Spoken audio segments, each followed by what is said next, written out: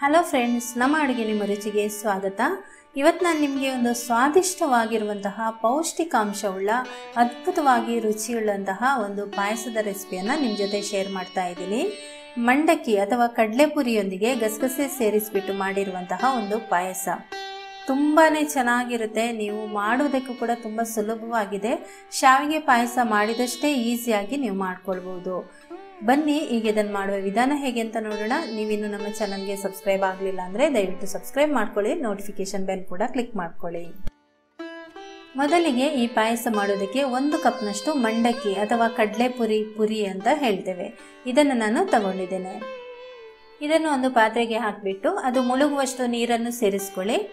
ಸ್ವಲ್ಪ ಹೊತ್ತು ಇದು ನೆನೆಯಬೇಕು. ಅಂದರೆ ನಾವು ಬೇರೆ ಪದಾರ್ಥಗಳನ್ನು ರೆಡಿ ಮಾಡಿಕೊಳ್ಳುವಾಗ ಇದು ಸ್ವಲ್ಪ ನೆನೆಯುತ್ತಲ್ವ, ಅಷ್ಟೇ ಸಾಕಾಗುತ್ತೆ. ಮತ್ತು ಇದರ ಸ್ವಲ್ಪ ಉಪ್ಪಿನ ಅಂಶ ಕೂಡ ಹೋಗುತ್ತೆ. ಅದಕ್ಕೋಸ್ಕರ ಈ ರೀತಿ ನೀರಿನಲ್ಲಿ ಹಾಕಿ ನೆನೆಯಲಿಕ್ಕೆ ಬಿಡಿ. ಈ 1 ಕಪ್ ಅಳತೆಯಲ್ಲಿ ಸುಮಾರು 2 ಲೋಟದಷ್ಟು ಪಾಯಸ ಆಗುತ್ತೆ. ಈಗ ಒಲೆ ಮೇಲೆ ಒಂದು ಬಾಣಲೆ ಇಟ್ಟಿದ್ದೀನಿ. ಇದರಲ್ಲಿ 2 ಟೀ ಚಮಚದಷ್ಟು ಗಸಗಸೆಯನ್ನು ಸೇರಿಸಿ. ಎಣ್ಣೆ ತುಪ್ಪ ಬೇಡ, ಡ್ರೈ ಆಗಿ ಇದನ್ನು ಹುರಿಯಿರಿ. ಬಾಣಲೆ ಚೆನ್ನಾಗಿ ಬೆಚ್ಚಗಾದ್ಮೇಲೆ ಏನಾದರೂ ನೀವು ಹಾಕಿದರೆ ಇದು ಹಾಕಿದ ತಕ್ಷಣ ಫ್ರೈ ಆಗಿಬಿಡುತ್ತೆ. ಇದು ಕಪ್ಪಗಾಗಬಾರ್ದು, ಟೇಸ್ಟ್ ಹಾಳಾಗುತ್ತೆ. ಕಲರ್ ಜಾಸ್ತಿ ಚೇಂಜ್ ಆಗಬಾರ್ದು, ಅಷ್ಟೇ ಇರುವಾಗಲೇ ತೆಗಿಬೇಕು. ಪಟಪಟ ಅಂತ ಸಿಡಿಲಿಕ್ಕೆ ಸ್ಟಾರ್ಟ್ ಆಗುತ್ತೆ ನೋಡಿ, ಆವಾಗ ಇದು ರೆಡಿ ಆಗಿದೆ ಅಂತ. ಈಗ ಇದು ಆಗಿದೆ. ಒಂದು ತಟ್ಟೆಗೆ ಹಾಕಿ ಇದನ್ನು ತಣ್ಣಗಾಗಲಿಕ್ಕೆ ಬಿಡಬೇಕು. ತಣ್ಣಗಾದ್ಮೇಲೆ ಇದನ್ನು ಮಿಕ್ಸಿ ಜಾರಿಗೆ ಹಾಕೊಳ್ಳಿ. ಸಣ್ಣ ಮಿಕ್ಸಿ ಜಾರಿಗೆ ಹಾಕಿಬಿಟ್ಟು ನುಣ್ಣಗೆ ಪುಡಿ ಮಾಡ್ಕೊಳ್ಬೇಕು. ನಾನೀಗ ನುಣ್ಣಗೆ ಪುಡಿ ಆದಮೇಲೆ ನಿಮಗೆ ತೋರಿಸ್ತಾ ಇದ್ದೀನಿ. ಈ ರೀತಿ ನೋಡಿ ನುಣ್ಣಗೆ ಪುಡಿ ಮಾಡ್ಕೊಂಡಿದ್ದೀನಿ. ಆಮೇಲೆ ಇದಕ್ಕೆ ಸಣ್ಣ ಇಡ್ಲಿ ಕಪ್ ಬರುತ್ತಲ್ವ, ಅದರಲ್ಲಿ 3/4 ಕಪ್ನಷ್ಟು ಕೊಬ್ಬರಿ ತುರಿ, ಅಂದರೆ ಒಣಗಿದ ಕೊಬ್ಬರಿ ತುರಿಯನ್ನು ನುಣ್ಣಗೆ ತುರಿದ್ಬಿಟ್ಟು ಹಾಕೊಳ್ಳಿ. ಇದನ್ನು ಕೂಡ ಈಗ 2 ಸೇರಿಸಿ ನಾವು ಪುಡಿ ಮಾಡ್ಕೊಳ್ಬೇಕು. ಸಾಧ್ಯವಾದಷ್ಟು ನುಣ್ಣಗೆ ಪೌಡರ್ ಮಾಡ್ಕೊಳ್ಳಿ. ಈಗ ಇದು ಪೌಡರ್ ಆಗಿದೆ. ಇದನ್ನು ನಾವು 2 ರೀತಿಯಲ್ಲಿ ಕೂಡ ಮಾಡ್ಬೋದು. ಪಾಯಸ ನಿಮಗೆ ಸ್ವಲ್ಪ ದಪ್ಪ ಆಗಬೇಕು ಅಂದರೆ ಈ ರೀತಿ ಪುಡಿ ಮಾಡಿ ಹಾಕ್ಕೊಳ್ಳಿ. ಅಥವಾ ನಿಮಗೆ ಪಾಯಸ ಸ್ವಲ್ಪ ತೆಳುವಾಗಿ ಇರಬೇಕು ಅಂತಿದ್ರೆ ಆವಾಗ ಇದಕ್ಕೆ ಸ್ವಲ್ಪ ನೀರು ಹಾಕಿ ನುಣ್ಣಗೆ ರುಬ್ಬಿ ಕೂಡ ಹಾಕ್ಕೊಳ್ಬೋದು. ಇದಕ್ಕೆ ಬೆಲ್ಲ ಸ್ವಲ್ಪ ಕಮ್ಮಿ ಅಂತಲೇ ಹೇಳ್ಬೋದು, ಯಾಕೆಂದರೆ ಇದು ಬೇಗ ಸಿಹಿ ಆಗಿಬಿಡುತ್ತೆ. ಇಲ್ಲಿ ನಾನು 1/4 ಕಪ್ಗಿಂತ ಸ್ವಲ್ಪ ಕಮ್ಮಿನೇ ಬೆಲ್ಲ ತಗೊಂಡಿದ್ದೀನಿ. ಇಷ್ಟನ್ನು ನೀವು ಮೊದಲು ನಿಮಗೆ ಸ್ವಲ್ಪ ಬೆಲ್ಲನ ಹಾಕ್ಕೊಂಡು ಆಮೇಲೆ ಬೇಕಾದರೆ ಆ್ಯಡ್ ಮಾಡ್ಕೊಳ್ಬೋದು. ನಾನಿಲ್ಲಿ ಮೊದಲೇ ಒಂದು ಉಂಡೆ ಮಾಡ್ಕೊಂಡಿದ್ನ, ಅದರಲ್ಲಿ ಸ್ವಲ್ಪ ಪಾಕ ಉಳಿದಿತ್ತು, ಅದನ್ನೇ ನಾನಿಲ್ಲಿ ಉಪಯೋಗಿಸ್ತಾ ಇದ್ದೀನಿ. ನಿಮಗೆ ಅಳತೆಗೆ ಎಷ್ಟು ಬೆಲ್ಲ ಅಂತ ಹೇಳಿದ್ದೀನಿ. ನನ್ನ ಹತ್ರ ಈ ಪಾಕ ಮೊದಲೇ ಇದ್ದಿದ್ದರಿಂದ ಇದಕ್ಕೇನೆ ಸ್ವಲ್ಪ ನೀರು ಹಾಕಿ ತೆಳ್ಳಗೆ ಮಾಡ್ಕೊಳ್ತಾ ಇದ್ದೀನಿ. ಸುಮಾರು 1 ಕಪ್ನಷ್ಟು ಅಥವಾ 1/4 ಕಪ್ನಷ್ಟು ನೀರು ಸೇರಿಸ್ಕೊಳ್ಳಿ. ನೀವು ಬೆಲ್ಲ ಹಾಕ್ಕೊಳ್ಳುವಾಗ ಫಸ್ಟ್ ಅದಕ್ಕೆ ನೀರು ಹಾಕಿಬಿಟ್ಟು, ಅಷ್ಟೇ ನೀರು ಹಾಕಿಬಿಟ್ಟು ಅದನ್ನು ಕರಗಿಸಿ ಬೇಕಾದರೆ ಕಲ್ಲು ಮಣ್ಣು ಎಲ್ಲ ಇಲ್ಲದಂತೆ ಶೋಧಿಸಿಕೊಂಡು ನಂತರ ಅದನ್ನು ಉಪಯೋಗಿಸ್ಕೊಳ್ಬೋದು.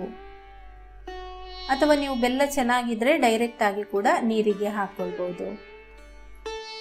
ಈಗ ಈ ಬೆಲ್ಲದ ನೀರು ಚೆನ್ನಾಗಿ ಒಂದು ಕುದಿ ಬರಬೇಕು.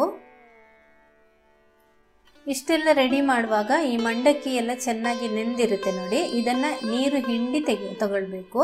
ಈ ರೀತಿ ಒಂದು ತಟ್ಟೆಗೆ ಇದನ್ನು ಹಾಕ್ತಾ ಇದ್ದೀನಿ. ನೀರನ್ನು ಚೆನ್ನಾಗಿ ಹಿಂಡಿ ಹಾಕ್ಕೊಳ್ತಾ ಇದ್ದೀನಿ. ನೀರನ್ನು ಚೆನ್ನಾಗಿ ಹಿಂಡಿ ಮಂಡಕ್ಕಿಯನ್ನು ರೆಡಿ ಮಾಡಿ ಇಟ್ಕೊಂಡಿದ್ದೀನಿ.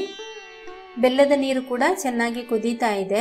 ನಾನು ಮೊದಲೇ ಇದರಲ್ಲಿ ಪಾಕ ಮಾಡಿದ್ನಲ್ವ, ಆವಾಗ ಅದು ಕುದಿಯುವಾಗ ಸೈಡಲ್ಲೆಲ್ಲ ನೋಡಿ ಬೆಲ್ಲದ ನೀರು ಅದು ಎಲ್ಲ ಕಪ್ಪಗಾಗ್ಬಿಟ್ಟಿದೆ. ಏನು ಕೂಡ ತಿಳ್ಕೊಬೇಡಿ ಪಾತ್ರೆ ಈ ರೀತಿ ಆಗಿದೆ ಅಂತ. ಅದರಲ್ಲೇ ನಾನು ಸುಮ್ಮನೆ ತೊಳೆಯೋದು ಬೇಡ ಅಂತ ಅದರಲ್ಲೇ ಮಾಡ್ತಾ ಇದ್ದೀನಿ. ಈಗ ಈ ಬೆಲ್ಲದ ನೀರು ಕುದೀತಾ ಇರುವಾಗ ನಾವು ಈ ಮಂಡಕ್ಕಿಯನ್ನು ಇದಕ್ಕೆ ಹಾಕಬೇಕು. ಮೊದಲು ಇದನ್ನು ಒಂದು 3-4 ನಿಮಿಷ ಹಾಗೇನೆ ಬೇಯಲಿಕ್ಕೆ ಬಿಡಿ. ಚೆನ್ನಾಗಿ ಇದು ಕುದೀತಾ ಇರಬೇಕು. ಈಗ ನೋಡಿ ಚೆನ್ನಾಗಿ ಕುದೀತಾ ಇದೆ. ಹಾಗೆಯೇ ಕುದ್ದ ಮೇಲೆ ಒಂದು 3 ನಿಮಿಷ ಹಾಗೇನೆ ಬಿಡಿ, ಆವಾಗ ನಿಧಾನ ಉರಿಯಲ್ಲಿ ಅದು ಬೇಯ್ತಾ ಇರುತ್ತೆ. ಒಂದು 3 ನಿಮಿಷ ಆದಮೇಲೆ ಇದಕ್ಕೆ ನಾವು ಪುಡಿ ಮಾಡಿ ಇಟ್ಕೊಂಡಿದ್ದಂತಹ ಕೊಬ್ಬರಿ ಮತ್ತು ಗಸಗಸೆಯನ್ನು ಹಾಕೊಳ್ಳಿ. ಚೆನ್ನಾಗಿ ಮಿಕ್ಸ್ ಮಾಡ್ಕೊಳ್ಳಿ. ಈ ಕೊಬ್ಬರಿ ಗಸಗಸೆ ಹಾಕಿದ ಮೇಲೆ ಇದು ಸ್ವಲ್ಪ ದಪ್ಪ ಆಗ್ತಾ ಬರುತ್ತೆ. ಆಮೇಲೆ ಒಂದು 1-2 ನಿಮಿಷ ಇದು ಚೆನ್ನಾಗಿ ಕುದಿಸಿದರೆ ಸಾಕು. ಈಗ ನೋಡಿ ಒಳ್ಳೆ ಕುದಿ ಬರ್ತಾ ಇದೆ. ಕುದಿ ಬರ್ತಾ ಇದ್ದಂಗೆ ಇದು ಸ್ವಲ್ಪ ದಪ್ಪ ಆಗ್ತಾ ಬರುತ್ತೆ. ನಿಮಗೆ ಎಷ್ಟು ತೆಳ್ಳಗೆ ಬೇಕೋ ಅಷ್ಟು ಮಾಡ್ಕೊಳ್ಬೋದು. ಇದರ ಜೊತೆಗೆ ನಾನು ಪುಡಿ ಮಾಡ್ಕೊಂಡಿದ್ದ ಮಿಕ್ಸಿ ಜಾರಿಗೆ ಸ್ವಲ್ಪ ನೀರು ಹಾಕಿ ಅದನ್ನು ಕೂಡ ಹಾಕ್ತಾ ಇದ್ದೀನಿ. ಅಂದರೆ ಸ್ವಲ್ಪ ತೆಳ್ಳಗೆ ಮಾಡ್ಕೊಂಡಿದ್ದೀನಿ ನೋಡಿ, ಈ ಹದಕ್ಕೆ ಮಾಡ್ಕೊಂಡಿದ್ದೀನಿ. ಆಮೇಲೆ ಇದು ಒಂದೆರಡು ನಿಮಿಷ ಆದಮೇಲೆ ಸ್ವಲ್ಪ ದಪ್ಪ ಆಗುತ್ತೆ. ಎಲ್ಲ ಹಾಕಿದ ಮೇಲೆ ಒಂದು ಜೋರು ಕುದಿ ಬರುತ್ತಲ್ವ, ಆ ನಂತರ ಇದನ್ನು ನಿಧಾನ ಉರಿಯಲ್ಲಿಟ್ಕೊಂಡು ಬೇಯಿಸ್ಕೊಳ್ಬೇಕು. ಒಂದೆರಡು ನಿಮಿಷ ನಿಧಾನ ಉರಿಯಲ್ಲಿಟ್ಕೊಂಡು ಬೇಯಿಸ್ಕೊಳ್ಳಿ. ಈಗ ಒಂದು ಜೋರು ಕುದಿ ಬಂತು, ನಿಧಾನ ಉರಿ ಮಾಡ್ಕೊಂಡಿದ್ದೀನಿ. ಇದು ಕುದೀತಾ ಇರುವಾಗ ನಾನಿಲ್ಲಿ ಸ್ವಲ್ಪ ಬಾದಾಮಿ ಚೂರುಗಳನ್ನು ಹಾಕ್ಕೊಳ್ತಾ ಇದ್ದೀನಿ. ಇದು ಆಪ್ಷನಲ್, ನೀವು ಬೇಕಾದರೆ ಹಾಕ್ಕೊಳ್ಳಿ. ಹಾಕಿದರೆ ನಮಗೆ ಅಲ್ಲಲ್ಲಿ ಬಾದಾಮಿ ಚೂರು ಸಿಗುತ್ತೆ, ತುಂಬಾ ರುಚಿಯಾಗಿರುತ್ತೆ. ಈಗ ನೋಡಿ ಇದು ರೆಡಿಯಾಗಿದೆ. ಒಂದು 2 ನಿಮಿಷ ಚೆನ್ನಾಗಿ ಕುದಿಸಿದ್ದೀನಿ. ಈಗ ಪಾಯಸ ಕೂಡ ಸ್ವಲ್ಪ ದಪ್ಪ ಆಗಿದೆ, ನೋಡ್ಬೋದು. ಪಾಯಸ ನೋಡಿ ತುಂಬ ರುಚಿಯಾಗಿರುತ್ತೆ, ಒಂದು ವಿಶೇಷವಾದ ಪಾಯಸ ಅಂತ ಹೇಳ್ಬೋದು. ಮತ್ತು ಇದಕ್ಕೆ ಹಾಕಿರುವಂತಹ ಎಲ್ಲ ಇಂಗ್ರೀಡಿಯೆಂಟ್ಸ್ ಕೂಡ ಒಂದು ಆರೋಗ್ಯದಾಯಕವಾಗಿರೋದು. ಇದಕ್ಕೆ ನಾವು ಸಕ್ಕರೆ ಬಳಸಿಲ್ಲ, ಬೆಲ್ಲ ಬಳಸಿದ್ದೀವಿ. ಈಗ ಇದು ರೆಡಿಯಾಗಿದೆ. ಕೊನೆಯದಾಗಿ ಇದಕ್ಕೆ ನಾನು ಸ್ವಲ್ಪ ತುಪ್ಪವನ್ನು ಕರಗಿಸ್ಬಿಟ್ಟು ಅದಕ್ಕೆ ಒಣ ದ್ರಾಕ್ಷಿಯನ್ನು ಹಾಕ್ತಾ ಇದ್ದೀನಿ. ಗೋಡಂಬಿ ಇದ್ದರೆ ಗೋಡಂಬಿ ಕೂಡ ನೀವು ಹಾಕೋಬಹುದು. ನಾನಿಲ್ಲಿ ಬಾದಾಮಿ ಹಾಕಿದ್ದೀನಲ್ವ, ಅದಕ್ಕೋಸ್ಕರ ಗೋಡಂಬಿ ಹಾಕಿಲ್ಲ. ಕೊನೆಯದಾಗಿ ಇದನ್ನು ಹಾಕಿಬಿಟ್ಟು ಗ್ಯಾಸ್ ಆಫ್ ಮಾಡಿ ಆಮೇಲೆ ಸ್ವಲ್ಪ ಏಲಕ್ಕಿ ಪುಡಿಯನ್ನು ಹಾಕ್ಕೊಳ್ಳಿ. ರುಚಿಕರವಾದ ಪಾಯಸ ಖಂಡಿತ ನೀವು ಮನೇಲಿ ಟ್ರೈ ಮಾಡಿ. ಹಾಗೆಯೇ ತುಂಬ ಸಿಂಪಲ್ಲಾಗಿ ಬೇಗ ಕೂಡ ಮಾಡ್ಕೊಳ್ಬೋದು.